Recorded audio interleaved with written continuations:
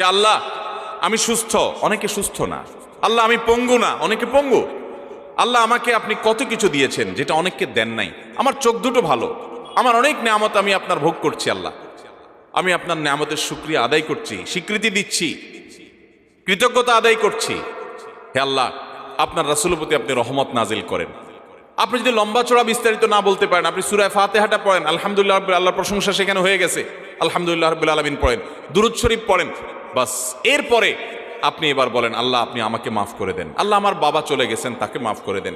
আল্লাহ আমার মা দুনিয়া থেকে চলে গেছেন, তাকে মাফ করে দেন। ভাইরা আমার, আসল কথা হলো আমরা সেই ব্যথাটাই অনুভব করি না। আপনার মৃত আত্মীয় স্বজনের জন্য যদি আপনার সেই ফিলিংস কাজ করতো তো চোখের পানি ফেল ফেল ফেল করে আসতো। আপনি যদি আল্লাহর কাছে কোনো কিছু মায়ের পেঁচ দিয়া অর্থাৎ সুন্দর করে সাজায়া গোছায়া বলতে নাও পারেন, আপনি নিশ্চিত থাকেন শুধু চোখের পানিটা যদি আপনি ফেলেন, চোখের পানিও আসে না, শুধু কান্নার ভান করে আপনি যদি আল্লাহর দিকে হাত